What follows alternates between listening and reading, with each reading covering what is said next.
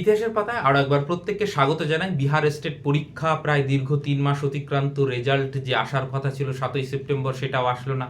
তারপরে ফার্দার কোনো আপডেট নেই। তাহলে বিহারের যে স্টেট পরীক্ষা দিলাম সেটা কি ব্যর্থ চলে গেল? তার কি মানে কোনো আপডেট আসবে না? এই ধরনের যারা প্রশ্নের সম্মুখীন হচ্ছ মনে মনে, তো তাদের সঙ্গে একটু কিছু এই বিষয় নিয়ে কথোপকথন, এবং এই আজকের যে ভিডিওটা এইটা মূলত এই যে বিহার স্টেট এবং এই টিআরই ফোরটা যে ডিলে হচ্ছে সেইটা যে আমাদের জন্য ক্ষতিকারক, এবং কেন ক্ষতিকারক সেটা আসবো। এইটা কিন্তু যারা আদার স্টেট, বিশেষ করে জেনারেল ক্যাটাগরির মধ্যে পড়ছে তাদের জন্য কিন্তু এইটা কিন্তু খুব একটা ভালো সংকেত নয়। সেটা নিয়ে আলোচনা করব। তার আগে বলে নিই যে বিহার স্টেটের যে রেজাল্ট সেইটা ডিলে হওয়ার পিছনে এই যে কারণটা আমি বিশ্লেষণ করব সেটা সম্পূর্ণই আমার ব্যক্তিগত। অনেকে এর আগে থিওরি দিচ্ছিল যে বিহার স্টেটের রেজাল্ট ডিলে হচ্ছে কারণ যে ডেটা ডিলিট হয়ে গেছে। দেখো, এই আমাদের যে বিহার স্টেটের গ্রুপ রয়েছে সেখান থেকে অনেকে প্রশ্ন করেছিল, তো এইটা টেকনিক্যালি সম্ভব নয়। কারণ যারা কম্পিউটার সায়েন্সের বেসিকটা মোটামুটি বোঝে, এখনকার দিনে আর ডেটা ডিলিট হওয়ার ওই ধরনের সমস্যা কিন্তু নেই। সমস্ত ডেটাই কিন্তু ক্লাউডে থাকে বা সার্ভারে থাকে, সেই জন্য কিন্তু এই বিষয়ে আমি আর কোনো ভিডিও বানাইনি। এইবার মানে এই গ্রুপে অনেকে স্বাভাবিকভাবে প্রশ্ন করবে, তোমরাও চাইলে কিন্তু আমাদের যে বিহার স্টেটের গ্রুপ রয়েছে সেখানে কিন্তু যুক্ত হতে পারো। আমি নিচে কমেন্টের লিঙ্ক দিয়ে দেবো, সেখানে তোমরা যুক্ত হয়ে থাকতে পারো এই ধরনের আপডেট পেতে। এইবার যেটা করব বেসিক্যালি, যে এই ডিলেটা আমাদের পক্ষে ক্ষতিকারক কেন। দেখো, প্রথমত বিহার স্টেটের রেজাল্ট ডিক্লেয়ার হবে, তারপরে টিআরই 4 এর নোটিফিকেশন আসবে, তোমরা পরীক্ষা দেবে।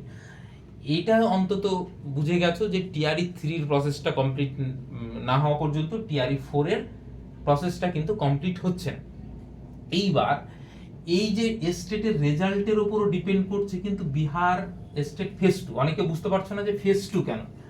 দেখো, ফেজ 2 এই কারণেই, কারণ বিহার সরকার বলেছিল যে বছরে 2বার কিন্তু স্টেট হবে, যেরকম আমাদের মানে প্রাইমারি টেট বছরে 2বার নেওয়ার কথা ছিল, আদৌ নেয়নি সেরকমই। তো ফেজ 2 কিন্তু সেপ্টেম্বরে হওয়ার কথা ছিল, অথচ সেপ্টেম্বর পার হয়ে গেছে, আগের স্টেটটারই রেজাল্ট দিতে পারলো না। অতএব ফেজ 2 হওয়ার সম্ভাবনা মানে ডিসেম্বরের দিকে একটা সম্ভাবনা ছিল যে সেপ্টেম্বরে হয়ে গিয়ে বা অক্টোবরে হতে পারতো, কিন্তু এখনো তো রেজাল্টই দিল না। অতএব এটাও কিন্তু ডিলে হবে, কতক্ষণ হবে সেটা কিন্তু বলা মুশকিল। তবে তোমরা যারা স্টেট ফেজ 2 এর জন্য অপেক্ষা করছো তারা গ্রুপে যুক্ত হয়ে থাকতে পারো। নিশ্চয়ই যদি ফেজ 2 কোনো আপডেট আসে তখন তোমরা গ্রুপে জানতে পারবে। কিন্তু এই রেজাল্টটা এবং এই টিআরই 4 এর নোটিফিকেশনটা যে ডিলে হচ্ছে সেইটার জন্য আমাদের কি ক্ষতি হচ্ছে। দেখো, এইটা তোমাকে বুঝতে হবে যে বিহারে বা সারা দেশে যে রিজার্ভেশন পলিসি, বিশেষ করে বিহারে যে প্রবলেমটা, এটা নিয়ে কিন্তু আমি বিস্তারিত একটা ভিডিও বানিয়েছি, দেখে নিও যে বিহারের রিজার্ভেশন পলিসিটা কি রয়েছে। দেখো, আগের যে নিয়ম ছিল এসসি এসটি ওবিসি, সরি এইটা এসসি এসটি প্লাস ওবিসি মিলে হচ্ছে 50% এর বেশি রিজার্ভেশন যাবে না। পরবর্তীতে সেন্ট্রাল গভর্নমেন্ট ইডব্লিউএস 10% দিয়েছে, এইটা মিলে হলো কত, 60%। তো এই যে 60% রিজার্ভ ক্যাটাগরির জন্য সিট থাকলো, এইখানে কিন্তু আদার স্টেট ঢুকতে পারছে না। তাহলে আদার স্টেটের জন্য রইল কত, 40%। কিন্তু বিহার সরকার কি করলো, এই রিজার্ভেশনটা বাড়িয়ে দিয়ে এইখানে করেছিল এসসি এসটি ওবিসিদের জন্য 65% প্লাস 10% ইজ ইকুয়াল টু 75%। তাহলে আদার স্টেটের জন্য কত রইল, এইটা কিন্তু 25 এসে দাঁড়ালো। তাহলে কোথায় 40%, কোথায় 25%। এইবার তোমরা জানো যে পাটনা হাইকোর্ট এটা বাতিল করে দিয়েছে এই 75%, মানে এই 60% দেওয়া যাবে না। আগের যে রিজার্ভেশন পলিসিটা 50% সেটাই বহাল থাকবে। এইবার পাটনা হাইকোর্ট যেহেতু বাতিল করে দিয়েছে, অবভিয়াসলি রাজ্য সরকার মানে বিহারের রাজ্য সরকার সুপ্রিম কোর্টে গিয়েছে। এইবার সুপ্রিম কোর্টে জানো সমস্ত কিছুই ডিলে হয়। তো এই সুপ্রিম কোর্টের যতদিন মানে না আসে, জাজমেন্ট না আসে, ততদিন কি তাহলে অপেক্ষা করবে? কেন করছে? দেখো, তোমাকে ওইখানকার পলিটিক্সটা বুঝতে হবে। বর্তমানে যে প্রশান্ত কিশোর জনসুরাজ বলে যে একটা পার্টি লঞ্চ করেছে, তাদের মূল মানে এজেন্ডা কি? শিক্ষাক্ষেত্রে রেভলিউশন আনতে চাইছে। এইবার নীতিশ কুমারকে যদি এইটাকে কাউন্টার করতে হয়, তাকে কিন্তু শিক্ষাক্ষেত্রে একটা বড় সড় রকমের চমক দেখাতেই হবে, আর সেইটার বড় মাধ্যম হচ্ছে শিক্ষক নিয়োগ। অতএব যারা ভয় পাচ্ছ যে শিক্ষক নিয়োগ আদৌ হবে কি হবে না, তারা মনের থেকে এই ভয়টা মুছে ফেলো যে বিহারে শিক্ষক নিয়োগ কিন্তু হচ্ছে, ঠিক আছে?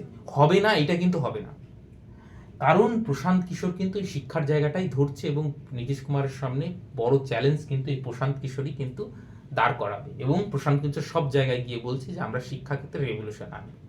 তো সেই জায়গায় দাঁড়িয়ে আরো একটা বিষয় হচ্ছে প্রশান্ত কিশোর যেটা করেছে, মানে পিকে, যেটা ওয়েস্ট বেঙ্গলে দিদিকে জিতিয়েছিল, সেই পিকে আরেকটা বিষয় করছে, বিহারি যে সেন্টিমেন্ট সেটাকে একটু ধোঁয়া দেওয়ার চেষ্টা করছে। তো সেইখানে ডমিসাইল পলিসির একটা ব্যাপার চলে আসছে। এই জায়গাটাই মানে তোমাদেরকে বুঝতে হবে যে বিহার সরকার যদি এই সুপ্রিম কোর্ট থেকে এই 75%টা আনতে পারে, এইটা যদি জিতে যায় বিহার সরকার, তাহলে কি 25% জেনারেলদের জন্য থাকলো, মানে আদার স্টেট ঢুকলে এই 75%-এর মধ্যেই ঢুকবে। এবার সবাই তো ঢুকবে না, এইখানে হয়তো 15% বা 10% খুব বেশি হলে ঢুকতে পারবে, কিন্তু 40% যদি ওপেন হয়ে যায়, সেখানে তো আদার স্টেট ধরো আরো বেশি সংখ্যক 20-25% ঢুকে গেল, তখন কিন্তু যারা বিরোধী তারা কিন্তু কাউন্টার করবে যে এই দেখো সব বাইরের ছেলে মেয়েদের চাকরি দিয়ে দিয়েছে, যেটা করছে এখনো, যে সব বাইরের ছেলে মেয়েদের চাকরি দিয়ে দিয়েছে, বিহারিদের এমনিতেই জব নেই, সবাই বাইরে যায় মজদুরি করতে, তো বিহারি ছেলে মেয়েদের কেন জব হবে না, কেন আদার স্টেট এসে করবে? এই যে যে মানে রাজনৈতিক যে সমীকরণ, এইটার জন্যই কিন্তু আমার যতদূর সম্ভব বিহার সরকার অপেক্ষা করছে, যদি 75% রিজার্ভেশন সে আনতে পারে তাহলে কিন্তু তার পক্ষে সুবিধা। দেখো, শিক্ষক তো তাকে নিয়োগ করতেই হবে বিহারে, যদি মানে শিক্ষাক্ষেত্রে যদি একটা ভালো রকমের পরিবর্তন আনতে হয়, তাহলে প্রথম কাজটাই হচ্ছে শিক্ষক নিয়োগ, সেই সঙ্গে হচ্ছে ইনফ্রাস্ট্রাকচার ডেভেলপমেন্ট। তো দেখো, পরিকাঠামো উন্নয়ন তো ধীরে ধীরে হবেই, কিন্তু সবার আগে দরকার হচ্ছে শিক্ষক, যোগ্য এবং সেই সঙ্গে যোগ্য শিক্ষক, সেটা কিন্তু বিহার সরকার কিন্তু বারবার বলেছে।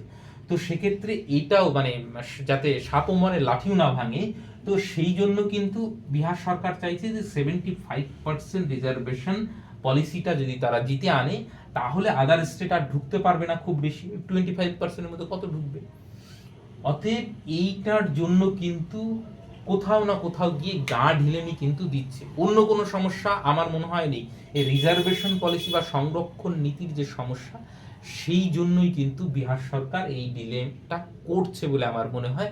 তবে হ্যাঁ, এইটা নিশ্চিত, শিক্ষক নিয়োগ কিন্তু হবেই, সে 25%-ই পাও আর 40%-ই পাও। এখন যদি হয় তাহলে 40% পাবে, তাই না? এখন যেটা নিয়ম আছে, যেহেতু পাটনা হাইকোর্ট এটা বাতিল করে দিয়েছে, তাহলে তোমাকে এই আগের পলিসি অনুযায়ী নিয়োগ করতে হবে, অর্থাৎ আদার স্টেটকে 40%, মানে জেনারেলকে 40% দিতে হবে।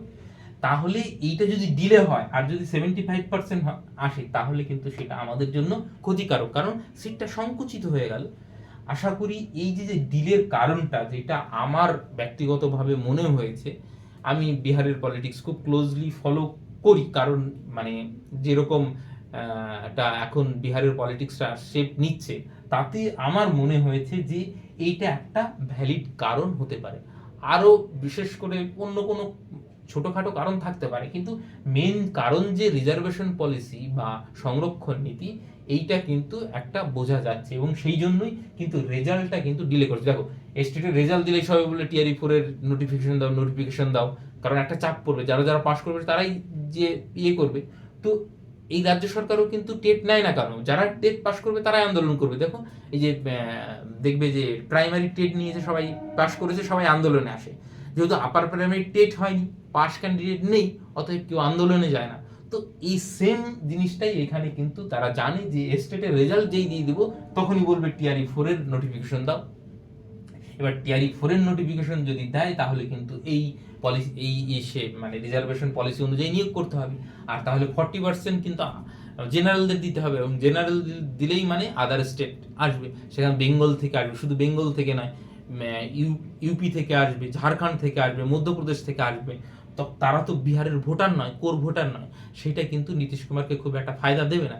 সো এই যে যে সমীকরণ, পলিটিক্যাল যে সমীকরণ, সেই সমীকরণটার জন্যই কিন্তু এই বিহার স্টেটের যে রেজাল্টটা সেটা আমার মনে হয় ব্যক্তিগতভাবে ডিলে হচ্ছে। তোমাদের যদি অন্য কোনো মতামত থাকে তাহলে নিশ্চয়ই কমেন্ট সেকশনে লেখো। অন্য ভিন্ন কারণ থাকতে তোমাদের মতামত থাকতেই পারে, সেটা মোস্ট ওয়েলকাম। কিন্তু আমার যেটা মানে মনে হয়েছে যে এইটা একটা সব থেকে বড় কারণ।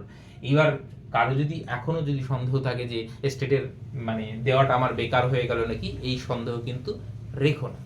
নিয়োগ কিন্তু হবেই। তুমি যত পার্সেন্ট 25%ই পাও বা 40%ই পাও, যতটুকু পাও আদার স্টেট কিন্তু পাবে একটা সংখ্যক। অতএব মানে যদি 25% হয় অপশনটা কমে গেল, সেটা আমাদের জন্য ক্ষতিকারক। যদি 40% হয় সেটা অপশনটা বেড়ে গেল, এটুকুই পার্থক্য হবে। কিন্তু তুমি পরীক্ষায় বসার সুযোগ পাবে। অতএব তোমার প্রস্তুতিটা চালিয়ে যাও, এবং যে কোনো ধরনের আপডেট যদি আসে তোমরা আমাদের কাছ থেকে পেয়ে যাবে। আমাদের হোয়াটসঅ্যাপ গ্রুপ রয়েছে, বিহার স্টেটের টেলিগ্রাম চ্যানেল রয়েছে, যুক্ত হয়ে থাকতে পারো, সমস্ত আপডেট পেয়ে যাবে। আপাতত সকলকে অসংখ্য ধন্যবাদ।